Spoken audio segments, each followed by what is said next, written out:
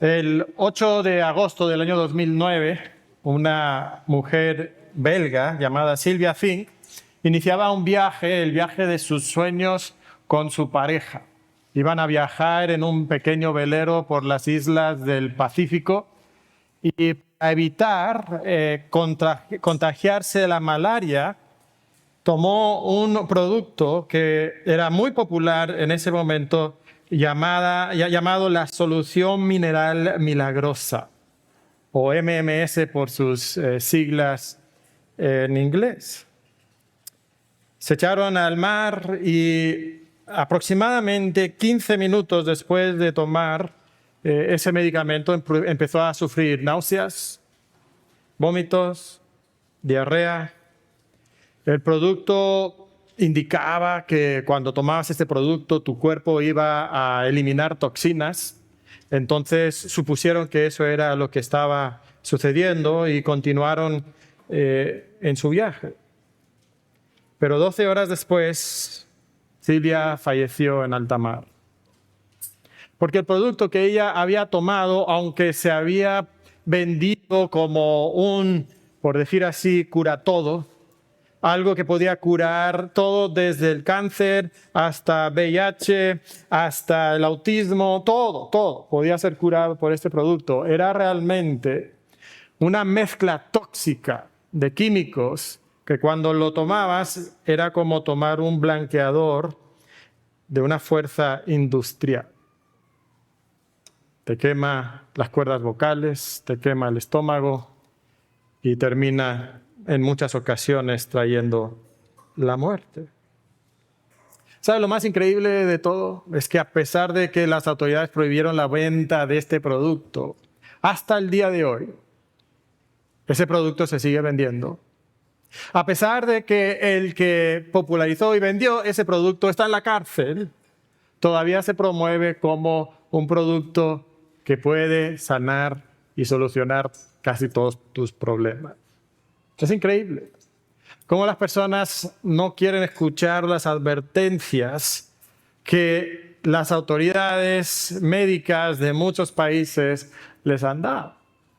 Y en ese contexto, las personas con una arrogancia suprema dicen, mira, yo sé más que el médico, yo sé más que el científico, yo sé más que las autoridades. Y personas siguen muriendo, a pesar de todas las advertencias que se han dado contra este producto. Y estaba pensando en este tipo de arrogancia que nos lleva a pensar que nosotros sabemos más que nadie más. ¿Alguna vez te has identificado con esa sensación? Que tú sí sabes. Que nadie más sabe tanto como tú. Es una arrogancia que puede ser letal en lo físico y, ¿sabes? Puede ser letal en lo espiritual también.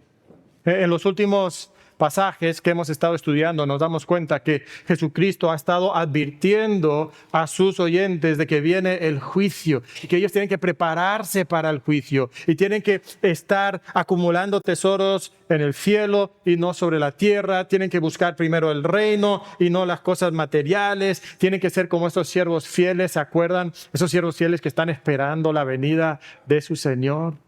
No como siervos infieles que no están prestando atención a si va a regresar su Señor o no. Les dice Jesucristo, oye, entiendan su tiempo. Entiendan su tiempo. Pero los judíos estaban muy convencidos que esas palabras no eran para ellos. Esas palabras eran para otras personas. ¿Por qué? Porque ellos eran el pueblo de Dios. Ellos tenían la palabra de Dios. Pero Jesucristo, ¿se acuerdan la semana pasada? El pastor Daniel predicó sobre esto. Jesucristo les dice, mira, si es verdad que estas personas murieron, que Pilato mató a estas personas, ¿tú crees que son más pecadores que tú? Jesucristo les dice, si no te arrepientes, tú también vas a perecer. Y si tu arrepentimiento no produce fruto, tú eres como esa higuera que no da fruto y que al final va a ser quitada. Y llegamos entonces el día de hoy y nos vamos a topar con un hombre que es el cuadro perfecto de esa clase de arrogancia, de pensar que él sí sabe y nadie más sabe tanto como él. Pero recuerden, esto no es solo algo que padecían los judíos en los tiempos de Jesucristo. Lucas le escribe a sus oyentes, a sus lectores, la mayoría de ellos gentiles. Les escribe ese mensaje porque ellos también necesitaban ese mensaje. Y si los lectores de Lucas lo necesitaban, seguramente nosotros también lo necesitamos. Porque puede ser que nuestra arrogancia nos esté encadenando en la ignorancia y la incredulidad. Que nosotros también tengamos ese espíritu de pensar, no, yo sí sé, yo estoy bien, yo no necesito esas advertencias, eso será para otras personas, pero eso no es para mí. Y entonces en tu arrogancia tú estás todavía encadenado a una ignorancia que puede ser letal, a una incredulidad que te puede cegar a la realidad de Dios. Y entonces encontramos aquí en este pasaje a Jesucristo y nos dice en el versículo 10 que Él estaba enseñando en una sinagoga el día de reposo. Y esto es noticia porque a Jesucristo ya no lo hemos encontrado en las sinagogas. Desde el capítulo 9, cuando Jesucristo inicia su viaje hacia Jerusalén sabiendo que va a morir. No lo hemos visto en las sinagogas, de hecho esta es la última ocasión que lo vamos a ver en las sinagogas. Y lo más probable es que donde antes Jesucristo era aceptado como el gran maestro, ahora el rechazo va creciendo y no se atreven a recibirlo. Pero en esta sinagoga, el líder de la sinagoga le invita a Jesucristo a tomar el lugar y enseñar el día de reposo.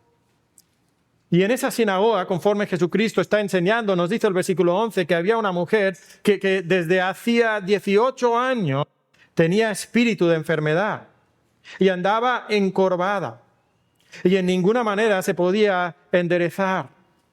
Es interesante la frase, tenía espíritu de enfermedad.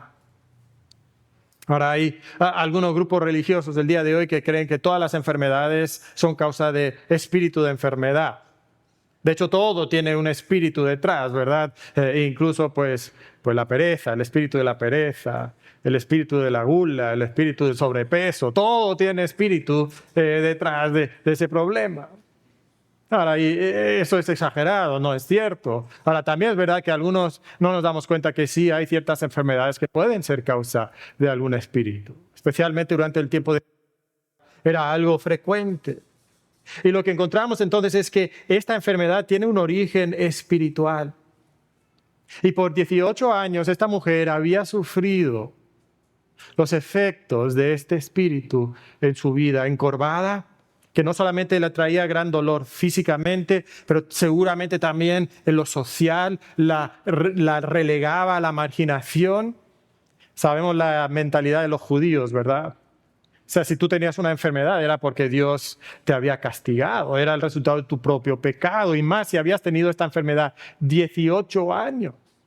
Algo habías hecho y no habías querido arrepentirte. Y Jesucristo entonces observa a esta mujer y ve a la mujer encorvada y seguramente Él siente compasión por ella. Y en el versículo 12 nos dice que cuando Él la vio, la llamó y le dijo, mujer, eres libre de tu enfermedad, y puso sus manos sobre ella y ella se endereza y entonces empieza a glorificar a Dios.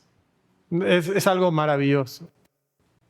Y a veces nos olvidamos de la gloria de los milagros que Dios hace. Ahí en nuestra colonia hay un joven, bueno, no es joven realmente, no sé qué edad tiene, pero los 20 años que nosotros llevamos viviendo en esa colonia, lo hemos visto. Es un joven que pues tiene problemas de desarrollo y camina un poco extrañamente y no puedes conversar con él, no puede expresarse. Lo ves en el parque, lo ves en la calle y nosotros por 20 años ahí. Imagínate un día que nosotros pasáramos ahí por el parque y lo encontráramos caminando de manera natural, normal, teniendo conversaciones normales. Seguramente sería algo impactante. Nos preguntaríamos, ¿qué pasó? Nos bajaríamos, oye, ¿qué sucedió? Sería maravilloso, ¿verdad? Imagínate ser un habitante de esta ciudad, de este pueblo donde Jesucristo está, y estas personas acostumbradas a ver una mujer encorvada por 18 años, de repente camina erguida. Sería maravilloso. Necesitamos recordar que Dios no ha dejado de obrar. El mismo poder que Jesucristo ejerció en ese momento sigue obrando en nosotros el día de hoy. Y nosotros podemos ver obras milagrosas de Dios, que no necesitamos una solución mineral, lo que nosotros necesitamos es una solución espiritual. Dios sigue obrando, Dios sigue haciendo maravillas. Y si tú estás en una situación donde quizás llevas 18 años y has rogado a Dios, le has pedido que Él actúe en tu situación, todavía no ha actuado, no te olvides que el poder de Dios sigue haciendo milagros.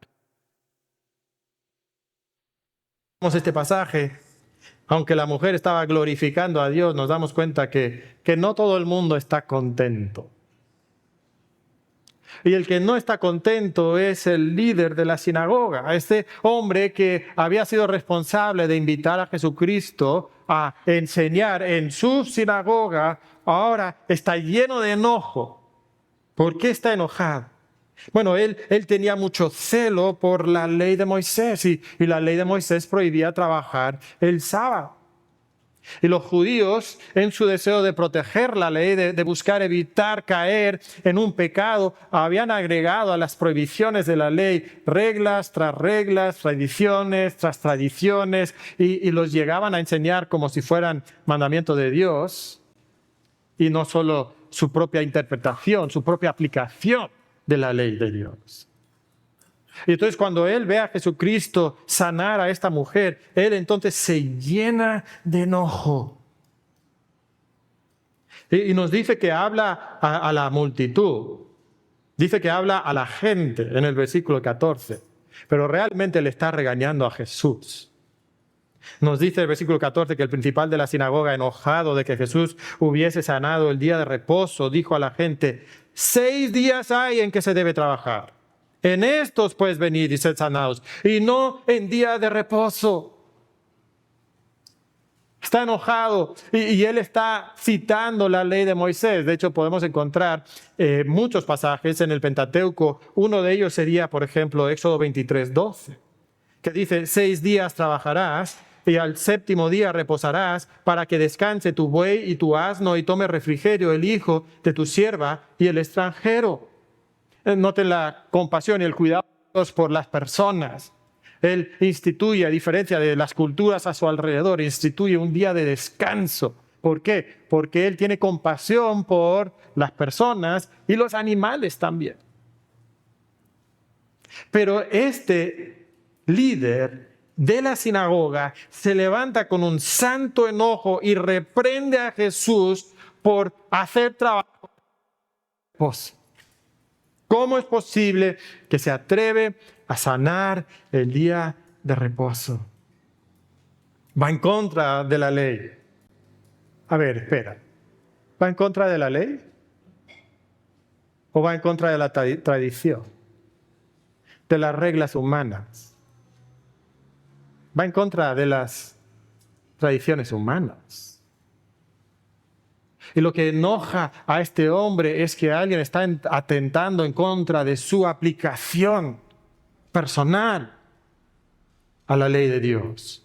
No porque va en contra de la ley de Dios realmente. No es común que esto suceda entre nosotros. Tenemos aplicaciones personales, reglas que nosotros hemos puesto, que algunas de ellas tienen claro apoyo bíblico, pero algunas de ellas van más allá de la enseñanza clara de las Escrituras. Pero si alguien llega a ir en contra de nuestra aplicación personal preferida, entonces nosotros también nos llenamos de enojo como este líder de la sinagoga. Y encontramos entonces a este hombre enojado con Jesucristo. Pero el enojo de este hombre provoca también una respuesta muy, muy severa de Jesús. Mira cómo Jesucristo responde al hombre en el versículo 15. Hipócrita. Hipócrita. Vaya palabra.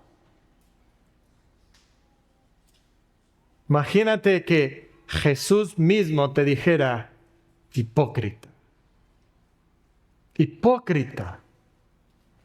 Cada uno de vosotros no desata en el día de reposo su buey o su asno del pesebre y lo lleva a beber. Se da esta indicación en la ley misma. ¿Para qué es el día de reposo? El día de reposo es una carga legalista que se debe imponer con inflexibilidad. No, ahí en el versículo que tienen en la pantalla. ¿Para qué es el día de reposo? Es para el beneficio del animal y el beneficio de la persona. De hecho, en otro pasaje Jesucristo les va a recordar a los fariseos que el sábado fue creado para el hombre, no el hombre para el sábado. O sea, lo prioritario es el hombre. Pero estas personas han tergiversado lo que Dios quería para ellos. La de la ley. Y entonces ellos no permitían trabajar. Ahora, los judíos, incluso hasta el día de hoy, practican lo que ellos describen como el principio de pikuach nefesh. Eso indica que tienen la responsabilidad de salvar vida, aunque sea el día sábado. Entonces, si tú encuentras a una persona que está herida, tú tienes no solamente tienes la obligación de ayudar a esa persona para que no muera. Pero, y esta es la limitante que te pone, solo puedes ayudarle hasta el punto de estabilizar su condición. En el momento que ya puedes estar seguro de que no va a morir, tienes que de inmediato dejar de tratar a esa persona hasta que termine el sábado. Entonces puede estar sufriendo mucho, pero si no va a morir, no puedes hacer nada. Y Jesucristo mira a estas personas y les dice, sois hipócritas. Porque la intención de la ley no era ser una carga, era ser de bendición y de ayuda. E incluso ustedes lo entienden porque hacen el trabajo de llevar a sus animales para que se puedan beber. Y entonces Dios expone aquí su hipocresía. Porque encontramos que estas personas, aunque eran fervientes por la ley, no estaban entendiendo el propósito de la ley. Jesucristo continúa hablando y exponiendo esta hipocresía. Le dice, mira, si tú puedes desatar a un buey, ¿por qué no puedo yo desatar a esta hija de Abraham? Mira el versículo 16. Y a esta hija de Abraham, noten cómo Jesucristo dignifica a esta mujer. Le ascribe valor. Una mujer marginada seguramente. Y Jesucristo le ascribe valor, le dignifica. Esta mujer es también hija de Abraham y esta mujer ha sufrido este amarre de Satanás por 18 años. ¿No se le debía desatar de esta ligadura en el día de reposo? El día de reposo apunta al reposo futuro total que Dios nos va a dar, donde ya no vamos a tener que trabajar, ya no vamos a tener que sufrir el dolor y el pecado y el cansancio. Esa es obra mesiánica. Y Jesucristo aquí está haciendo su obra de sanar y de libertad de la enfermedad. Pero esta persona viene y ahora regaña a Jesucristo por lo que Él ha hecho. Y es algo completamente ilógico. Es tan ilógico que en el versículo 17 nos dice que al decir Él estas cosas, se avergonzaban todos sus adversarios. Pero todo el pueblo se regocijaba por todas las cosas gloriosas hechas por Él. La hipocresía es tan patente que ellos no tienen respuesta para Jesús. Pero ¿sabes lo que encontramos aquí en este versículo? Que están avergonzados, mas no están arrepentidos. Y hay una diferencia bastante grande entre las dos cosas, ¿verdad? Están avergonzados, pero no ha habido un arrepentimiento en su corazón. A veces nosotros nos podemos sentir avergonzados por el pecado. Hacemos algo, sabemos que está mal, sentimos vergüenza. Pero eso no es arrepentimiento. Y no es arrepentimiento genuino porque continuamos en el pecado. No lo abandonamos. Es esa tristeza que no lleva al arrepentimiento genuino, es remordimiento. Pero si nosotros vamos a entrar al reino de Dios, nosotros necesitamos arrepentirnos. Y si no nos arrepentimos, igualmente pereceremos. Y Jesucristo quiere que nosotros entendamos eso. Ahora, quiero profundizar un momento en el líder de la sinagoga. Porque hay unas cosas muy interesantes y creo que esto es el enfoque de Lucas en el pasaje, porque cuando describe la sanidad de la mujer, no da casi ningún detalle. Pero le da mucho más tiempo al conflicto que tiene el líder de la sinagoga. Y lo que nosotros notamos acerca de este hombre es que en lo superficial pudiéramos pensar que este hombre seguro que es un hijo de Dios que va a entrar al reino. Seguro. Tiene toda la apariencia. ¿Qué es lo que observamos en él? Que es un hombre que conoce la ley. O sea, él podía citar un pasaje de la ley y decir, esto es lo que la ley dice. Es un hombre que es fervientemente religioso. Vemos su fervor cuando él, en su enojo supuestamente santo, se levanta y regaña a Jesucristo delante de la multitud. Entonces, ferviente en su religión. Es un hombre claramente respetado por los demás. Su ejemplo ha sido notorio al grado que ellos le han dado la importante posición de líder de la sinagoga. Él es un líder espiritual en su comunidad. Y entonces a primera apariencia todos nosotros veríamos a este hombre y supondríamos, este hombre está bien. Este hombre delante de Dios, claro que va a entrar al reino. Pero ¿qué ha dicho Jesucristo de él? Es un hipócrita. Y en su arrogancia, él se atreve a regañar al Mesías. Él se atreve a regañar a Dios encarnado. Está en su ignorancia. Está en su incredulidad. Y cuando nosotros realmente analizamos a este hombre, lo que encontramos es que no conoce a Dios.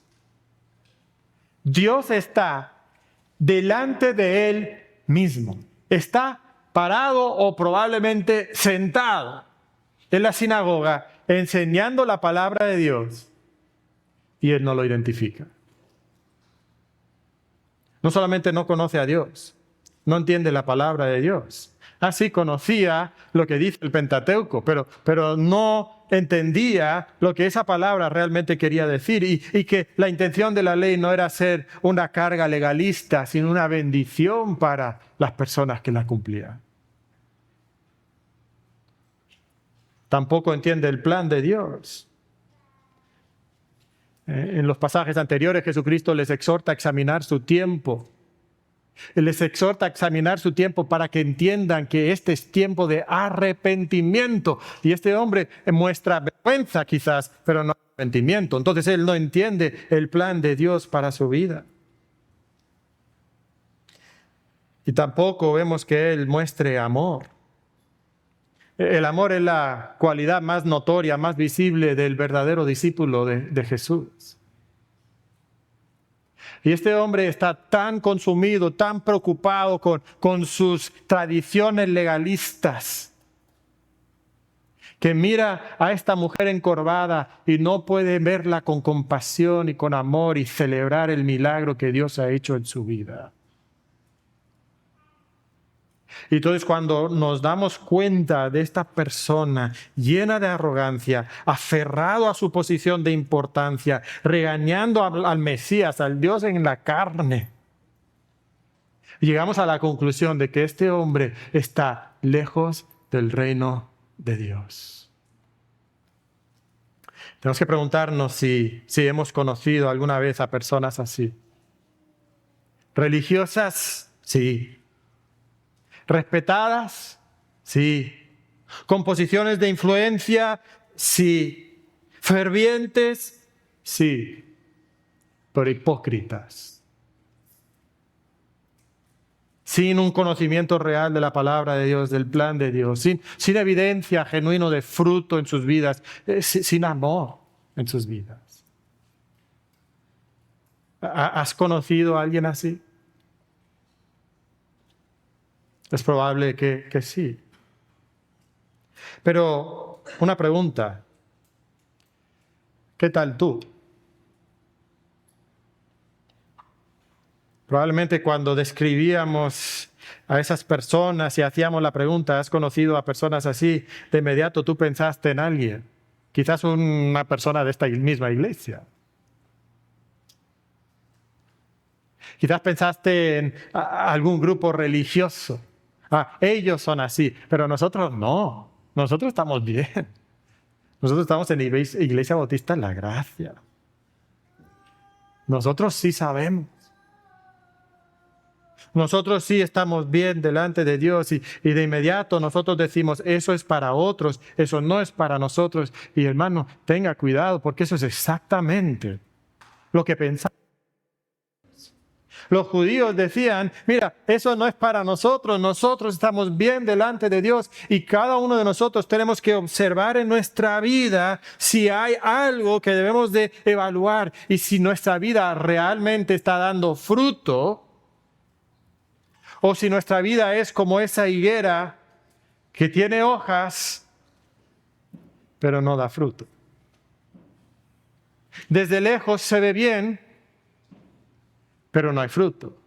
La iglesia, en el domingo, todo el mundo sonríe, nos damos la mano, decimos, hermano, ¿cómo está? Muy bien, hermano. ¿Y usted? También muy bien, hermano. Pero la realidad, quizás la realidad es otra muy diferente. Y es posible que incluso entre personas que asisten regularmente a esta iglesia, hay personas que son hipócritas, que Jesucristo les miraría y les diría, si no te arrepientes, perecerás igualmente. Y a veces son las personas que menos esperaríamos. A veces son personas que pudieran tener posiciones de influencia. Pudiera ser uno de los maestros de los niños. Pudiera ser una persona que se ha parado detrás de este púlpito para orar o para dirigir o incluso predicar. Y Dios dice, hipócrita. Creo que la lección que aprendemos aquí, en estos primeros versículos, es la siguiente. Cuando te aferras a la importancia, tu ignorancia hipócrita te aleja del reino de Dios. Este líder de la sinagoga, importante, ¿verdad? Esta es mi sinagoga. Aquí yo determino quién enseña y quién no. Aquí yo regaño al que enseña si enseña mal. Lleno de esa importancia, lleno de esa arrogancia, pero está lejos del reino de Dios. Es un hipócrita. Hermano, es posible que en tu vida, aunque seas maestro, aunque seas diácono, aunque seas pastor, aunque seas miembro de la iglesia, es posible que el divino viñador llega a su huerto y examina tu vida y te encuentra como una higuera que no da fruto genuino. Y si no te arrepientes, perecerás igualmente. Este es un llamado severo. Y tú no puedes pensar, no, esto es para otros. Pablo dice, el que piense estar firme, mire que no caiga. ¿Te acuerdas de la iglesia de Laodicea? En Apocalipsis capítulo 3. ¿Qué opinión tenían ellos acerca de sí mismos? Ellos pensaban, yo soy rico y me he enriquecido y de ninguna cosa tengo necesidad. Pero ¿cuál era su condición real? Jesucristo le dice cuál es su condición real. Y no sabes que tú eres un desventurado, miserable, pobre, ciego y desnutrido. ¿Qué le aconseja Jesús? Sé pues celoso y arrepiéntete. Arrepiéntete. Porque puedes ser un hipócrita sin fruto. Tenemos que examinarnos. Tenemos que ver si hay fruto. Niños, jóvenes que están aquí. ¿Sabe? La Biblia habla a los niños, a los jóvenes. Y les advierte porque los jóvenes en particular, todos los seres humanos, pero los jóvenes en particular, padecen una condición de necedad y de arrogancia que hace que no quieran escuchar las instrucciones de sus autoridades. ¿No es verdad? ¿Cuál es la expresión facial más típica que asociamos con los adolescentes? ¿Verdad? Ay, mamá. Ay, papá. ¿Qué es eso? Es necedad. Es arrogancia. Tú con tus 10, 12, 13, 15, 17 años, tú crees que tú tienes tanto conocimiento, pero ten cuidado porque esa arrogancia te puede encerrar, te puede encadenar en la incredulidad, en la ignorancia. ¿Cómo es el joven sabio? Es el joven humilde que escucha, el joven que quiere saber la instrucción, que escucha lo que sus padres piadosos les dicen. Hermanos, eso no es solo condición de los niños y los jóvenes, también adultos podemos ser arrogantes. También nosotros podemos pensar que nosotros lo sabemos todos y no solo los de 15 años tienen esta condición. También los de 25 y los de 35 y los de 55 y hasta los de 75 y 85 también. ¿Qué es lo que Dios quiere de nosotros? Algo muy diferente. Y lo que quiere lo vamos a encontrar entonces en los siguientes versículos. Después de que Jesús reprende la hipocresía del líder, Lucas incluye 2 parábolas. Y la verdad, hermanos, cuando tú lees las parábolas, al principio te quedas como, ¿qué? ¿Qué tiene esto que ver con lo anterior? Nos dicen los versículos 18 al 21, y dijo, ¿a qué es semejante el reino de Dios y con qué lo compararé? Es semejante al grano de mostaza que un hombre tomó y sembró en su huerto y creció y se hizo árbol grande. Y las aves del cielo anidaron en sus ramas. ¿Ok? Versículo 20, y volvió a decir, ¿a qué compararé el reino de Dios? Es semejante a la levadura que una mujer tomó y escondió en 3 medidas de harina, hasta que todo hubo fermentado. Y dijimos, bueno, ¿cuál es la conexión? Bueno, cuando empezamos a estudiar estas 2 parábolas, vamos a darnos cuenta que las 2 parábolas cuentan la misma historia, enseñan la misma lección. Y sí hay realmente una conexión. La primera parábola es la parábola del grano de mostaza. Y el grano o la semilla de mostaza es muy, muy pequeña. Recuerdo que mi abuela viajó a Israel y estando en Israel le dieron una tarjetita que tenía una cinta y debajo de la cinta, pegada a la tarjeta, había un grano de mostaza y ella nos lo enseñaba. Esta no es la mano de mi abuela, ¿verdad? Pero pueden observar lo pequeño que es la semilla del grano de mostaza. Es muy, muy pequeño. Pero ¿qué sucede? Cuando la semilla crece, llega a ser un arbusto bastante grande. Aquí lo llama un árbol. Era el arbusto, el árbol más grande que ellos tenían en sus hortalizas de la casa. Sí, ahí luego iban al campo y tenían plantas más grandes, pero llegaban a ser plantas de la hortaliza que eran más grandes. Era la más grande. Podía llegar incluso hasta a tener 5, 6, 7 metros de altura. Al grado que las aves del cielo se podían refugiar ahí. Ahora, ¿cuál es el punto? ¿Cómo comienza el árbol de mostaza? Con algo pequeño, insignificante. Pero su final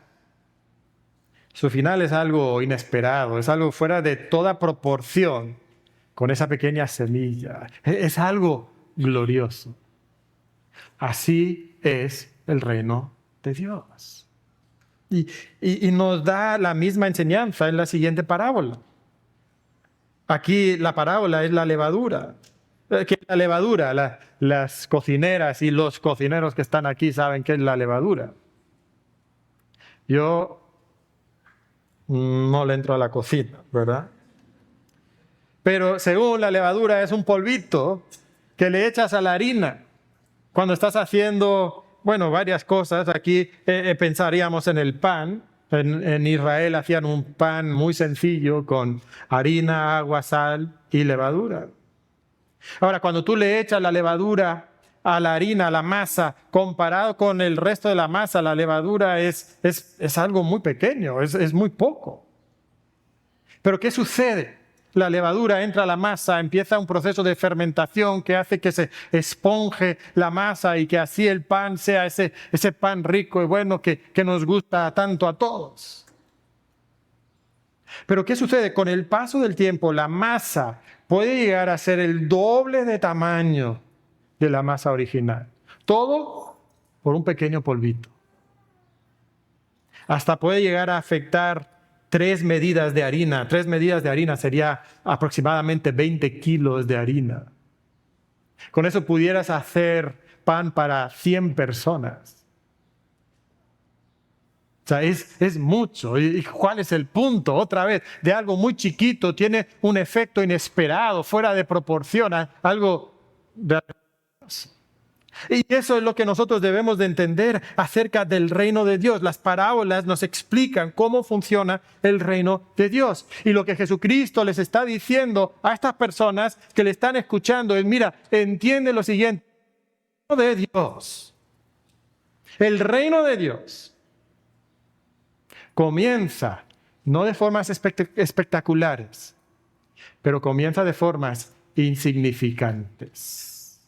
Obra en maneras insignificantes. Y esto para nada era lo que ellos esperaban. ¿Qué expectativas tenían los judíos acerca del reino de Dios? Que vendría con gran gloria, que el reino sería restaurado a Israel, que Israel reinaría sobre todas las demás naciones. ¿Saben lo que ellos esperaban? Hace unos años, ¿se acuerdan de esos memes de expectativa realidad? ¿Sí? Bueno, con ChatGPT les hice un meme de esta parábola. ¿Ok? ¿Bien? Esto es lo que ellos esperaban. Los judíos esperaban que fuera glorioso el reino. Un palacio lleno de oro, gloria, espectacular. ¿Sabes cómo es el reino en realidad? Es una semilla de mostaza. Un puntito en el dedo. ¿Cómo es eso? Algo despreciable, algo insignificante. Pero así es el reino de Dios. Esta es la conexión con el pasaje. Ellos esperan reino, gloria, exaltación.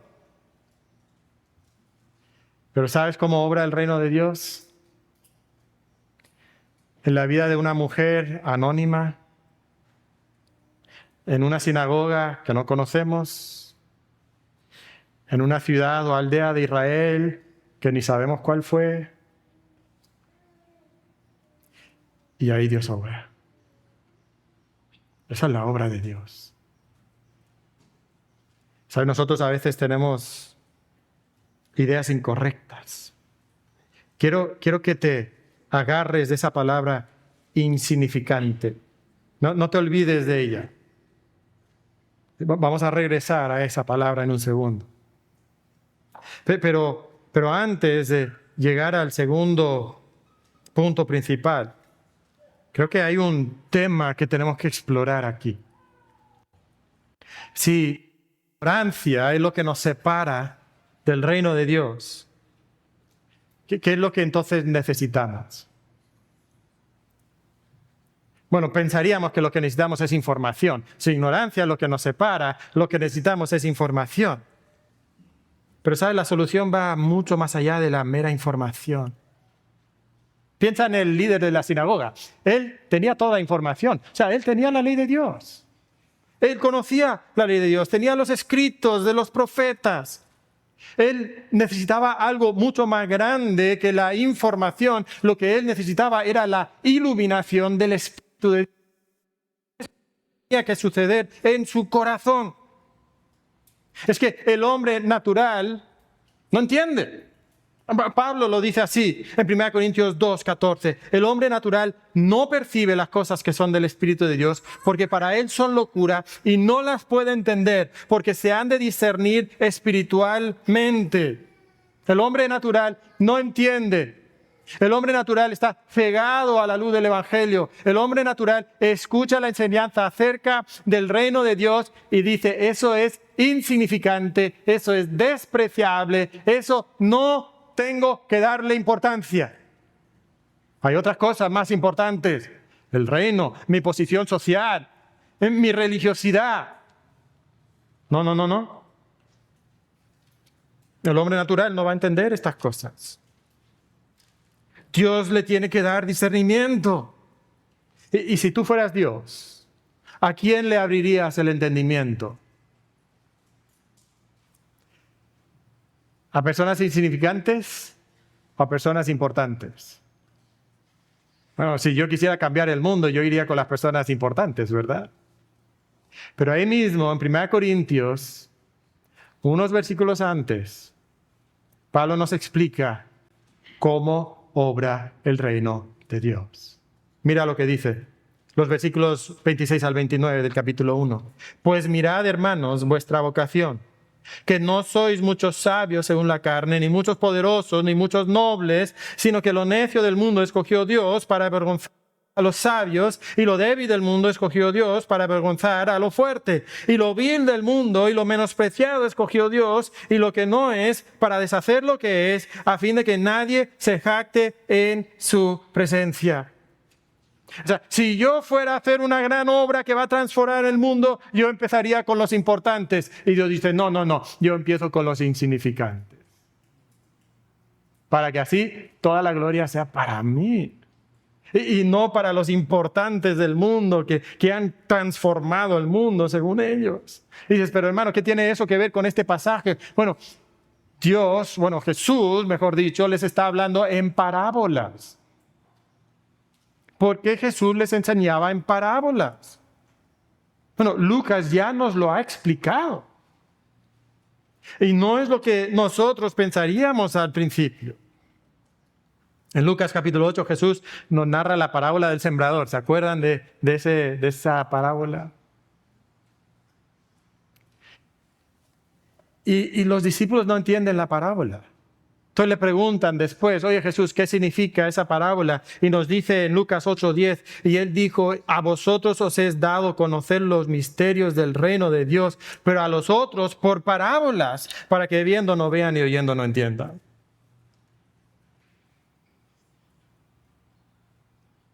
¿Te das cuenta que hay una obra de iluminación que Dios tiene que hacer en el corazón del ser humano? Jesucristo les hablaba en parábolas porque esas palabras eran imposibles de entender sin la iluminación del Espíritu de Dios. También lo vimos en Lucas capítulo 10, versículo 21. donde Jesucristo dice, bueno, se regocija en el Espíritu y dice, yo te alabo, oh Padre, Señor del cielo y de la tierra, porque escondiste estas cosas ¿de quiénes? De los importantes, de los sabios y entendidos. ¿Y a quién se las ha revelado? A los niños. Sí, Padre, porque así te agradó. ¿Cómo obra Dios? Obra con lo insignificante, con lo de poca relevancia, con lo que nadie tomaría en cuenta. Eso es como obra Dios. Eso es como Él cambia el mundo. Eso es el reino de Dios. Y eso significa, hermano, que tú tienes que abandonar tu arrogancia cuando tú te aferras a tu importancia personal, porque eso te encadena a la incredulidad y a la ignorancia. O sea que lo que necesitas es una postura de humildad. Y el segundo punto entonces del sermón es que tú debes aceptar tu insignificancia. Y cuando tú aceptas la insignificancia, entonces la iluminación humilde te puede acercar al reino de Dios. Si tú estás aquí, tú estás diciendo, no, yo estoy bien. Yo no necesito aprender. No, eso es para otras personas.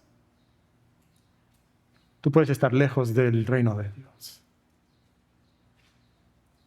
Pero si tú abrazas la insignificancia y humildemente ruegas al Espíritu que te ilumine tu entendimiento, que tú comprendas cómo realmente funciona el reino de Dios, entonces, tú puedes acercarte. Entonces tú puedes entrar. ¿Sabes? Si tú estás aquí, tú no has entregado tu vida a Jesucristo. Tú no te has arrepentido de tus pecados. Tú necesitas abandonar tu arrogancia. Tú piensas que estás bien, tú piensas que tus buenas obras te van a hacer entrar al cielo. No puedes entrar al cielo así. Quizás tú rechazas a Dios intelectualmente, tú eres demasiado inteligente como para creer en Dios y tú tienes un montón de argumentos racionales. Tú necesitas dejar tu arrogancia intelectual, porque tú no eres más inteligente que Dios. Necesitas someterte a Él, creer en Cristo y arrepentirte de tus pecados. Creyente, aquí hay aplicación para nosotros también, porque tenemos que entender cómo obra Dios en nuestra vida. ¿Cómo obra Dios en nuestra vida? Nosotros pensamos que Dios obra en momentos espectaculares y de vez en cuando Dios obra así. De vez en cuando vamos a una conferencia y de repente, ¡pum!, Dios obra y nosotros pensaríamos, va a descender el Espíritu y de aquí en adelante ya no voy a luchar más con el pecado. Y a veces Dios obra de maneras maravillosas, pero ¿sabes? La mayoría de la obra de Dios sucede en momentos insignificantes, aparentemente insignificantes. Como cuando te levantas por la mañana, cuando nadie te ve, y tomas tu Biblia y lees la palabra de Dios. Cuando regresas a tu casa y dejas tu celular a un lado y tú oras media hora. Quizás nadie más lo sabe. Ahí sucede la obra de Dios. Sucede la obra de Dios cuando tú invitas a un hermano de la iglesia y vas a tomar un café. Y comparten lo que están aprendiendo y comparten lo que están siendo sus luchas y oran juntos. Ahí sucede la obra de Dios en algo tan insignificante. Esa es la obra de Dios.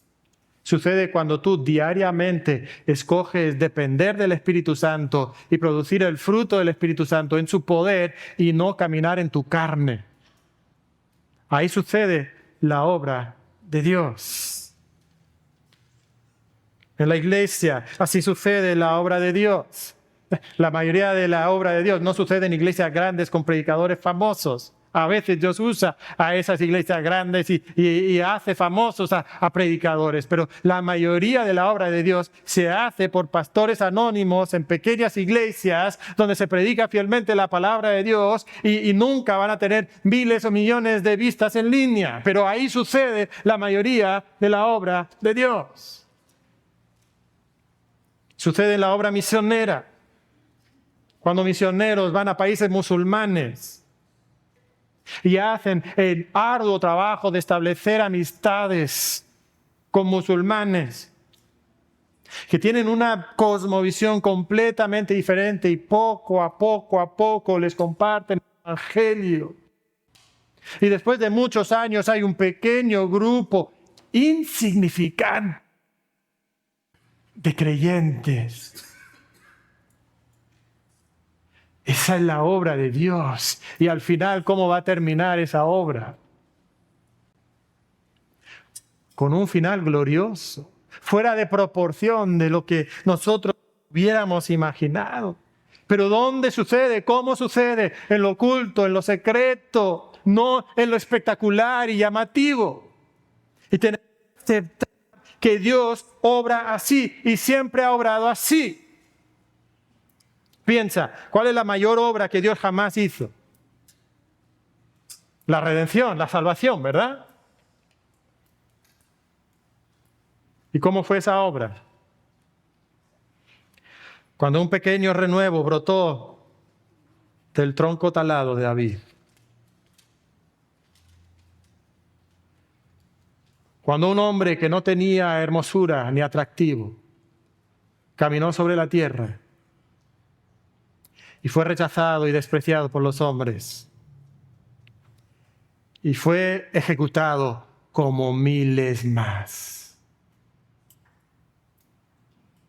Insignificante. Locura. Pero así es la obra de Dios. Así Dios trae su reino. Ahora recuerda que el fin de la historia es gloriosa.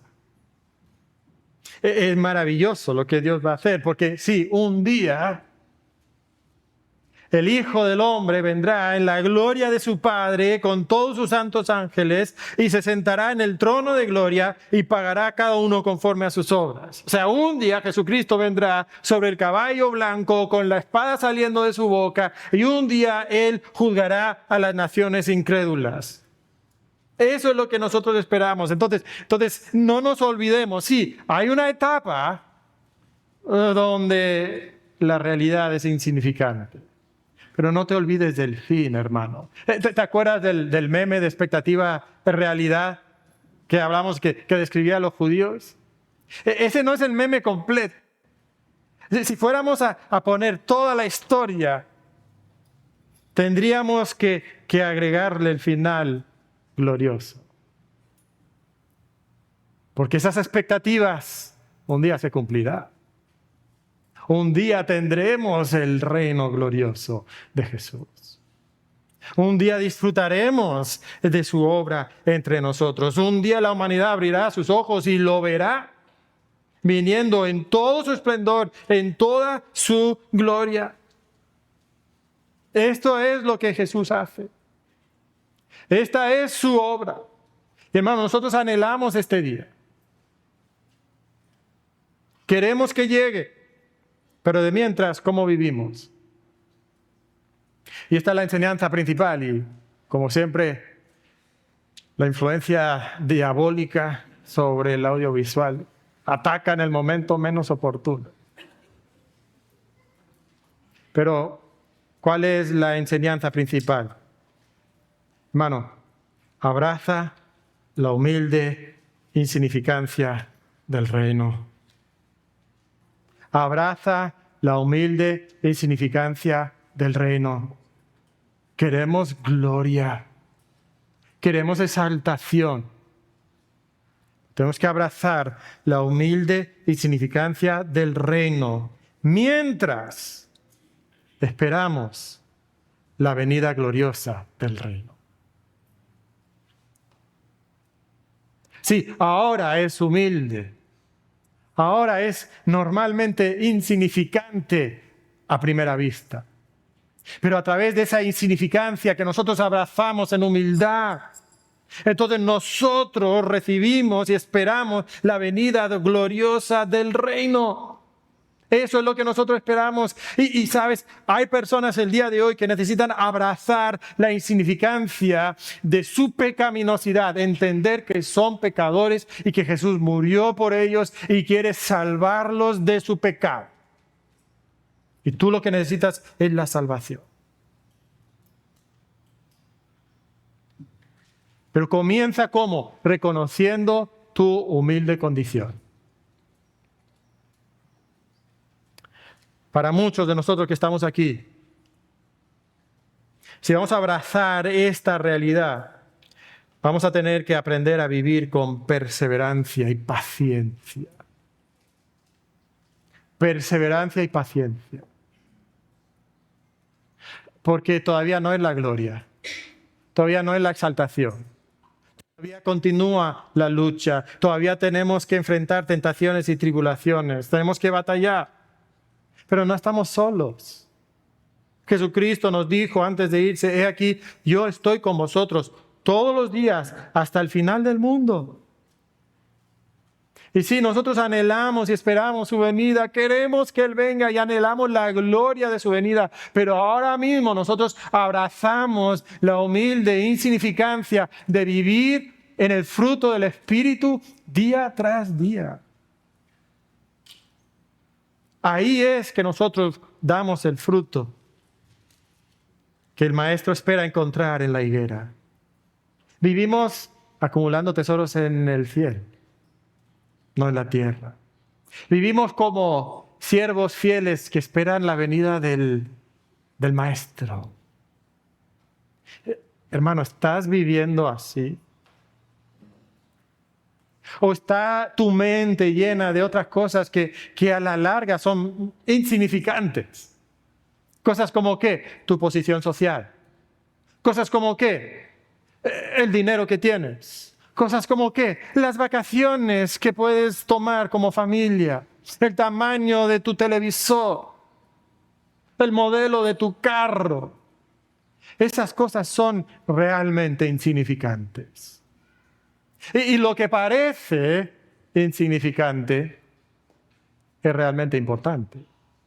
Hermanos, Dios nos llama a abrazar la insignificancia. Y entonces, para concluir, hermanos, les dejo con 3 preguntas. ¿Tu arrogancia te encadena en ignorancia e incredulidad? ¿O estás abrazando la humildad insignificante? ¿Estás aquí en tu arrogancia rechazando la palabra de Dios diciendo yo estoy bien, eso es para otros? ¿O estás viviendo en humildad, esperando que el Espíritu Santo te ilumine? ¿Y tu vida, hermano, tu vida demuestra frutos genuinos? ¿O te has conformado con una religiosidad superficial? Ah, sí, la gente te ve y te dice, mira qué espiritual, mira qué buen padre, mira qué buen esposo. Pero en la realidad, en lo íntimo, en tu vida secreta, ahí no hay fruto.